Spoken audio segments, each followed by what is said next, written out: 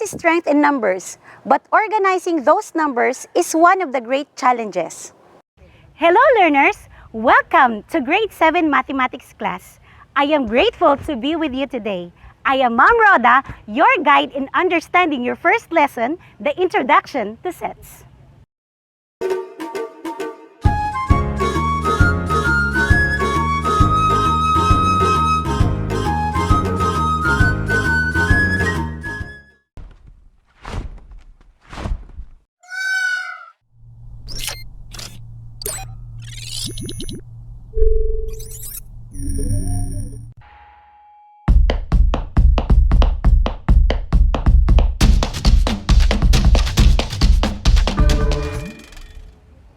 At the end of this lesson, you are expected to, first, define set and the terms related to it.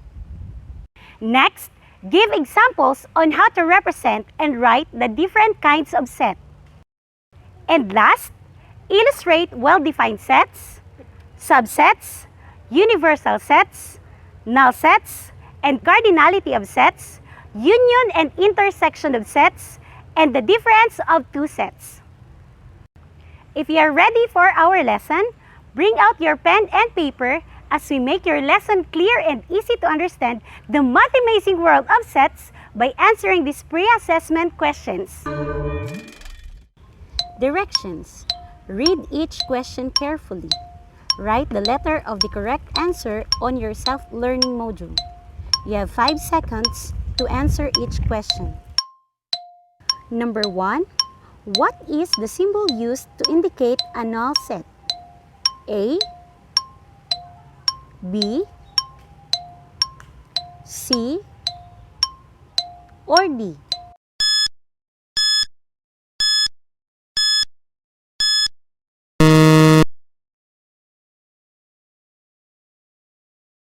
Number 2. What do you call a set which contains all elements being considered in a given situation? A. Subset. B. Null set. C. Elements. Or D. Universal set.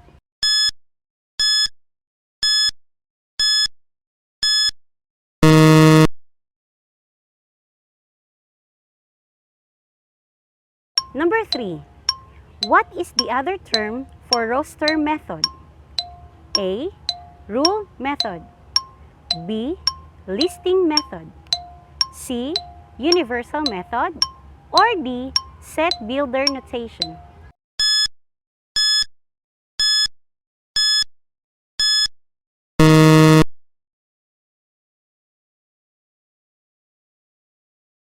Which of the following describes the difference of two sets?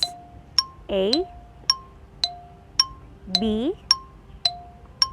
C, or D?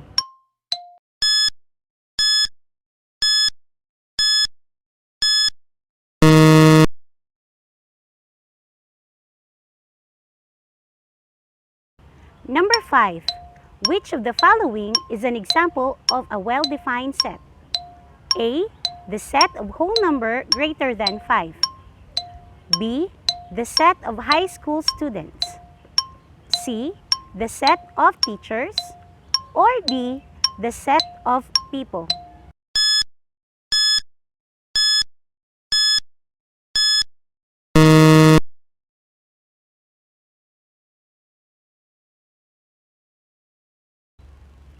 Did you get the perfect score? If yes, good job! If no, don't worry. We will deepen your understanding so you can get a higher score at the end of this episode.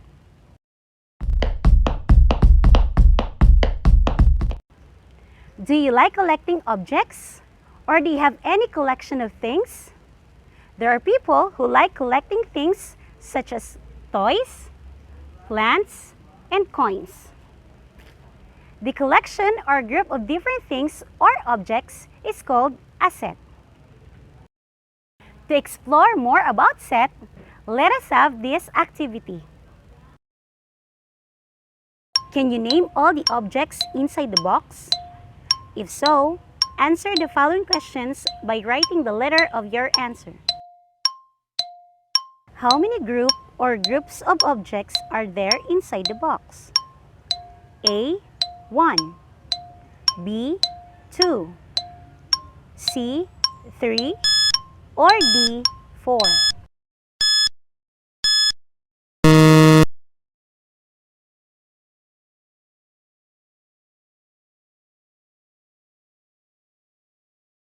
Number 2. Which of the following groups can be seen inside the box? 1. Shapes. 2. School supplies. 3. Pen. 4. Book. A. 1 only. B. 2 and 3 only. C. 1 and 2 only. Or D. 3 and 4 only.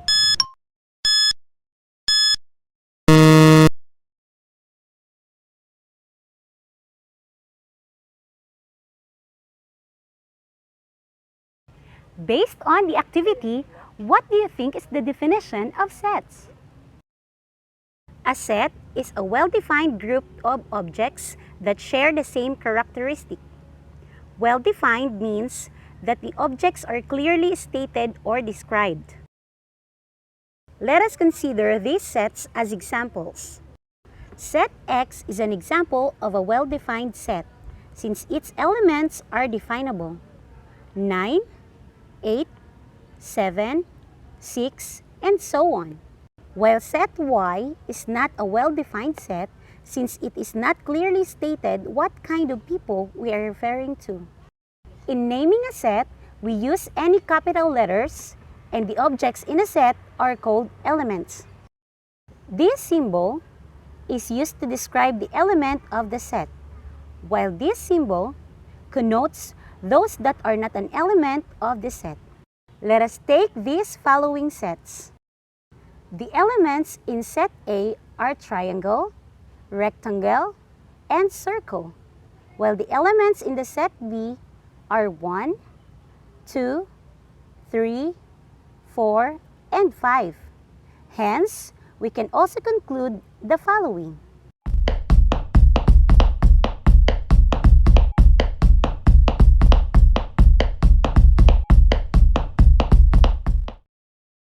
To fully understand the basic knowledge on set, let us try to answer these questions by considering the same sets. Number 1. Is triangle an element of set A?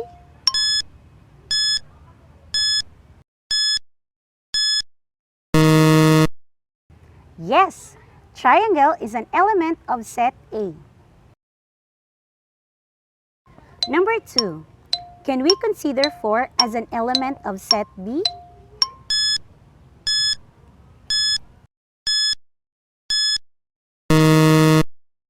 Yes, 4 is an element of set B. Number 3. Is circle an element of set B?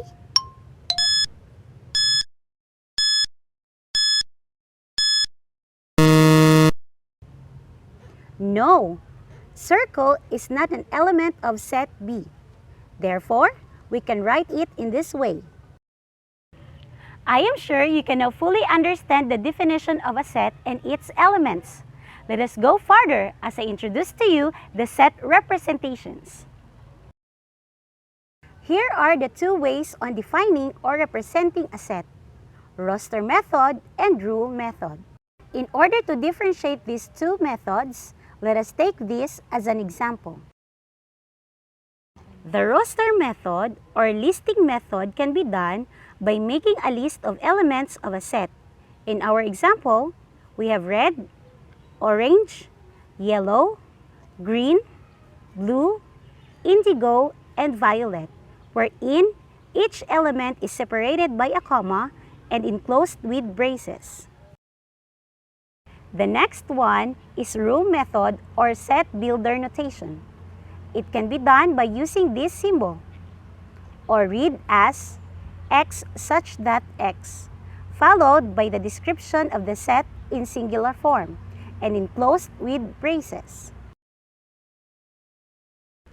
To fully distinguish these two set representations, Take a look at these examples of writing sets from roster to rule method and vice versa.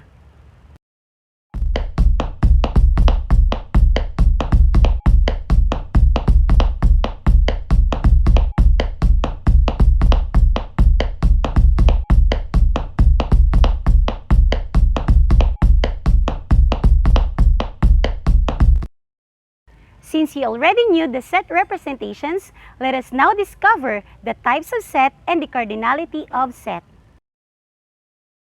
The types of set include universal set, subset, and null set.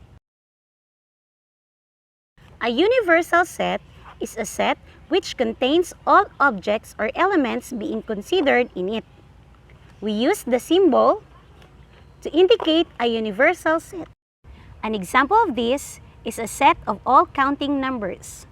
Example, universal set or U is equal to the set of all counting numbers from 1, 2, 3, 4, 5, and so on.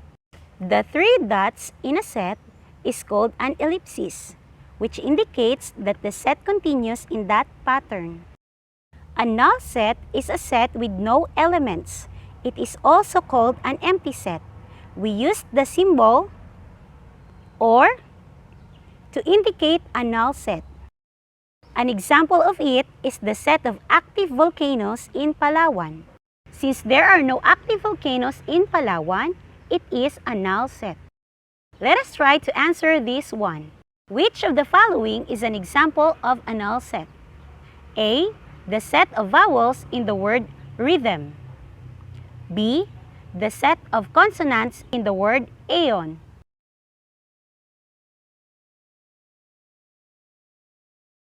The answer is A. There are no vowels in the word rhythm. Therefore, it is a null set.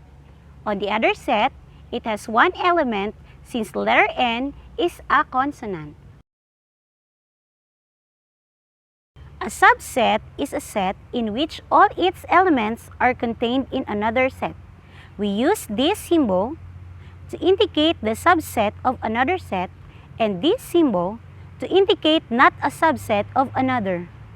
Let us consider these sets as examples. In this example, set M is a subset of set L, since all the elements of set M are also elements of set L. But set N is not a subset of L, since not all elements of set N are contained in set L.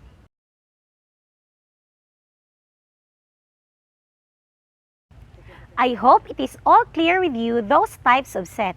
Now, let us have the cardinality of set.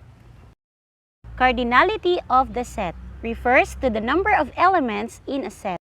To find the cardinality of a set, just count how many elements there are in each set.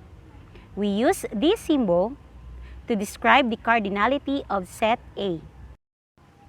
Examples. For this set, the cardinality is 7, or it can be written in this way. For the next set, the cardinality is 5. For the last set, the cardinality is 0, since there are no elements in set E. What you have learned is an essential part of set. You already have a working knowledge of set types and cardinality. Now, allow me to take you one step farther by discussing set operations. Sets can be combined in different ways to produce another set.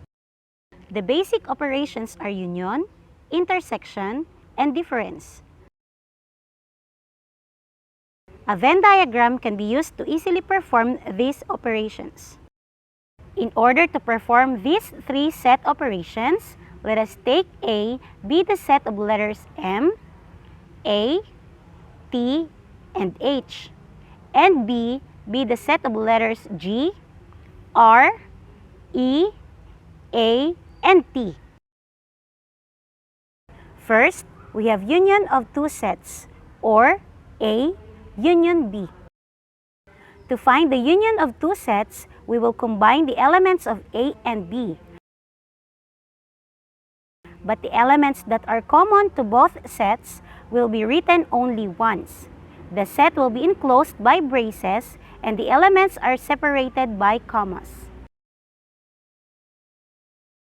To find the intersection of two sets, we will write those elements that are common or same to both sets A and B. Finally, we have difference of two sets A and B. It could be A minus B or B minus A.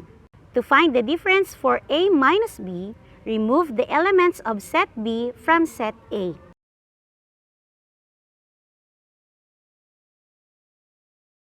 While for B minus A, remove the elements of set A from set B.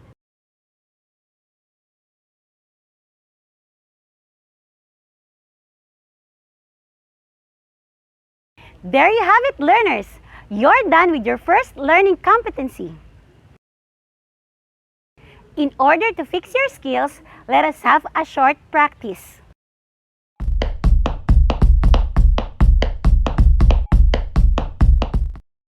Directions. Classify the terms inside the box if they belong to the same group. Write your answers on the appropriate column on the table below. You have 5 minutes to do that.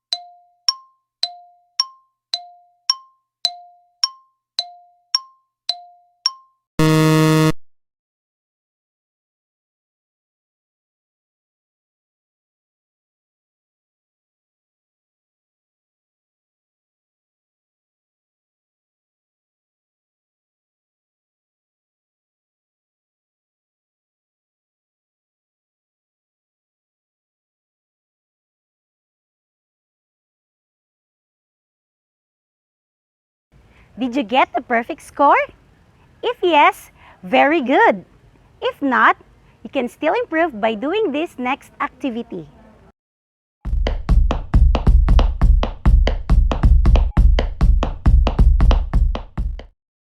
Directions. Identify the cardinality of each set. Write the letter of your answer on your paper.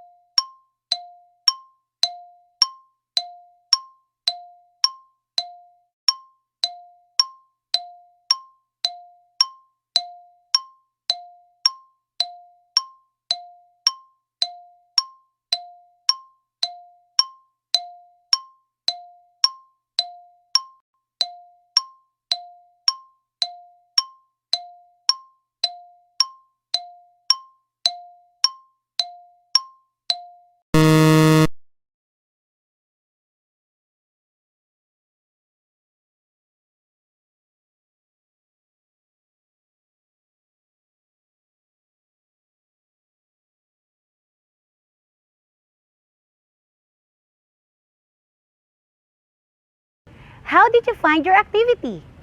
I hope this video made you learn something. We are done explaining all the information you need. Let us proceed in synthesizing our lesson. To do that, let me ask Dea, one of the grade 7 students in San Miguel National High School. What did you learn in our lesson today, Dea? Teacher, I'm so grateful that I have learned a lot. First, I learned that a set is a well-defined group of objects with a similar characteristics. Second, elements is a subset of all sets. Third, the two methods of representing sets are rule method and the roster method. Fourth, a universal is the set of all elements being considered in a given situation. And lastly, I found out that null set is also called an empty set. Very well said, Dea. Students, as we end our episode, I need to test your skills if you have really attained our learning objectives.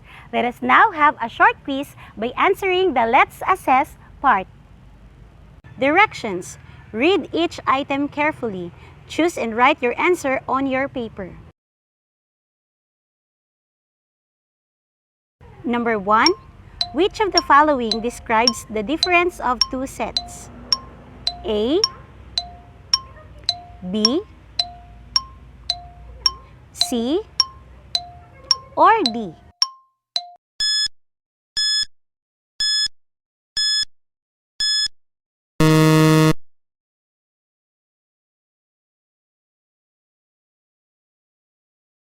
Number 2. Which of the following sets is a null set? A, the set of female math teachers in your school. B, the set of whole numbers greater than 6. C, the set of presidents of the Philippines. Or D, the set of months having 32 days.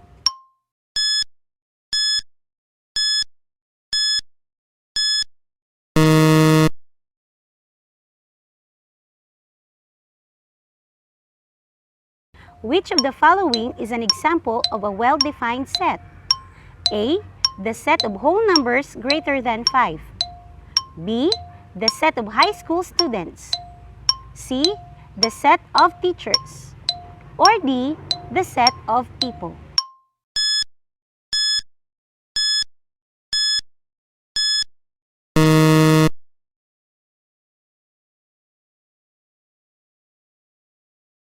Number 4. What is the symbol used to indicate a null set? A, B, C, or D?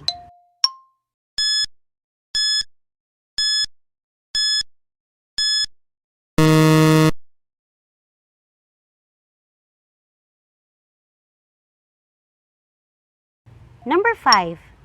If A has an elements A, C, T, I, V, E, and set B has an elements B, A, C, K. Then what is A intersection B? A, set with elements A, C, T, I, V, E, B, K. B, set with elements T, I, V, E. C, set with elements A, C.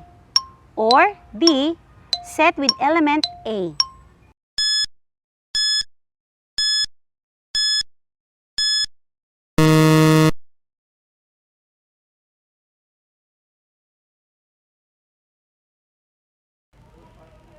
Now, it's time to extend your learning.